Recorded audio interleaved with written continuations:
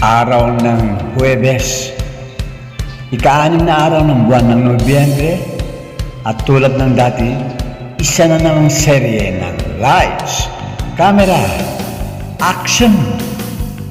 All systems go para ipakita natin sa mga taong nagmamalasakit sa inyong lingkod na si Grandpa ang daily progress report ng ating efforts para mapanumbalik yung dating sigla, dating lakas, dating kalusugan ng inyong lingkod na si Grandpa makaraan ang ilang taon na pagiging biktima ng mild stroke.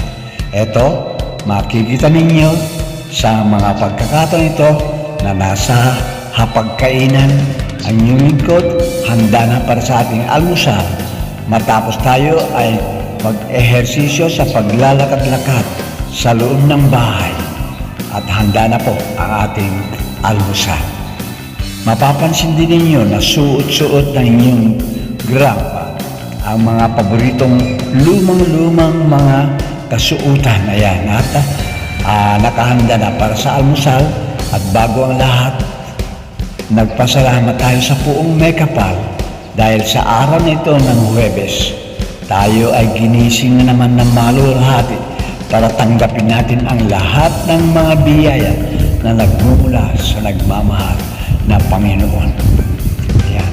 Mararamdaman po ninyo, mapapansin po ninyo, you're gonna be feeling the way Grandpa is feeling right now habang siya ay nag-aalmusal.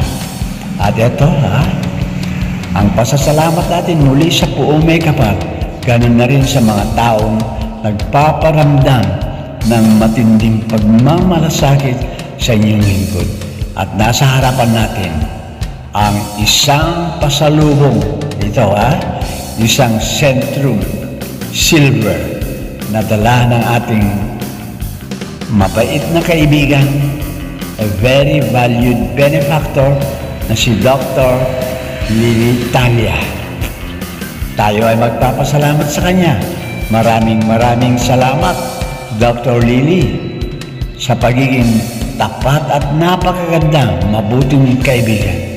You are considered to be one of my very valued benefactors sa pagbibigay mo sa akin nitong pasalubong mula pa rin sa Ibayong Dagat pagdating mo dito sa Ballesteros.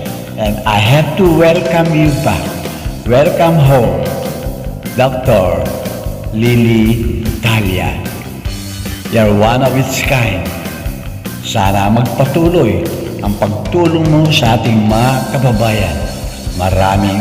Maraming salamat.